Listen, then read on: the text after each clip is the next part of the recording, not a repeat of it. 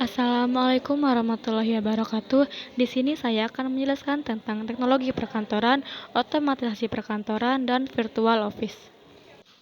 Nah, yang pertama, di sini saya akan menjelaskan tentang perkembangan teknologi perkantoran. Istilah teknologi berasal dari dua kata, yaitu teknologi dan kantor. Teknologi berarti ilmu tentang keterampilan, sedangkan kantor adalah tempat berlangsungnya pekerjaan atau kegiatan administrasi. Nah, di sini saya akan membacakan pengertian teknologi perkantoran menurut para ahli, tetapi di sini saya akan membacakan menurut Teja Purnama. Teknologi perkantoran adalah segala bentuk peralatan atau alat bantu yang digunakan oleh manusia untuk melaksanakan tugas-tugas administrasi di lingkungan kantor.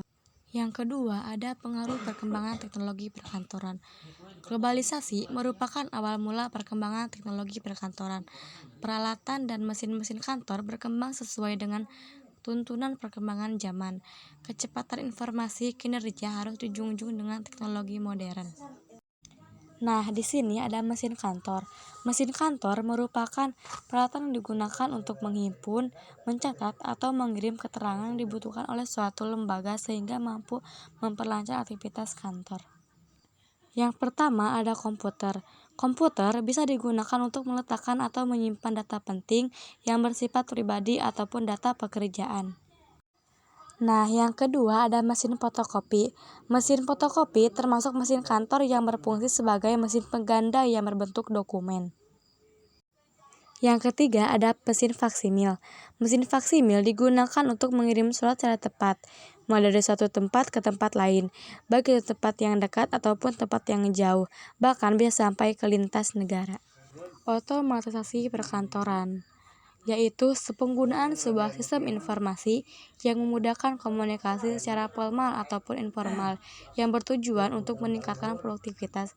Secara harfiah, otomatisasi sosial merupakan pergantian tenaga manusia dengan tenaga mesin.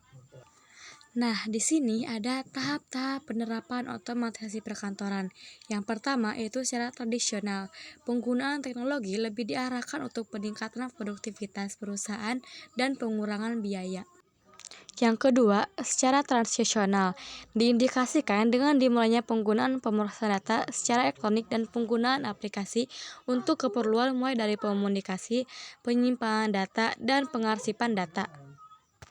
Yang ketiga, secara transformasional, teknologi dan aplikasi untuk otomatisasi kantor yang dipakai diarahkan untuk konvergensi komunikasi. Jenis-jenis otomatisasi perkantoran. Yang pertama ada sistem komunikasi elektronik, sistem kolaborasi elektronik, sistem publikasi dan pengolahan image elektronik, sistem pengolahan kantor, sistem elektronik formal, dan sistem elektronik informal. Aplikasi yang digunakan otomatisasi perkantoran yaitu pengolahan kata, surat elektronik, voicemail, transmisi faksimil, konferensi audio, konferensi video, konferensi komputer, kalender elektronik, video text, image log and retrieval, dan desktop publishing. Sekarang bagian kantor virtual. Kantor virtual adalah sebuah ruang kerja yang berlokasi di dunia maya, tempat seorang individu untuk melaksanakan tugas-tugas yang diperlukan untuk melaksanakan bisnis profesional atau pribadi tanpa memiliki lokasi kantor secara fisik. Yang dimaksud secara fisik yaitu ketidakadaan meja, kursi, taman, alat pendingin, dan hal sebagainya. Dengan hadirnya virtual office, maka kebutuhan akan alamat secara fisik pun tidak lagi dibutuhkan. Di sini ada 3 manfaat kantor virtual. Yang pertama, efisien waktu, yang kedua, efisien tempat, dan yang terakhir yaitu menghemat biaya pengeluaran. Kelebihan dan kekurangan kantor virtual. Yang pertama ada kelebihan, menghemat operasional kantor. Dengan memiliki kantor virtual, perusahaan tidak perlu memiliki bangunan sendiri dan mengeluarkan biaya untuk operasi. Yang kedua ada mudah berganti kantor.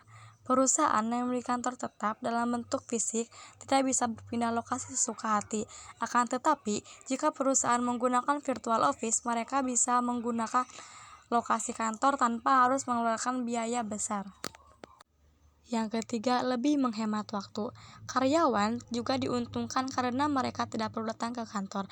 Karyawan dapat bekerja di mana saja sesuai kebutuhannya, sehingga mereka tidak perlu membuang uang serta waktu untuk commuting ke kantor. Kekurangannya yaitu karyawan dapat bekerja di luar kantor, sehingga akan berdampak pada kurangnya rasa kepemilikan terhadap perusahaan tempatnya bekerja.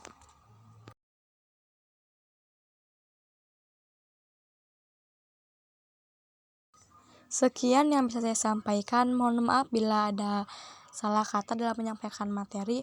Wassalamualaikum warahmatullahi wabarakatuh.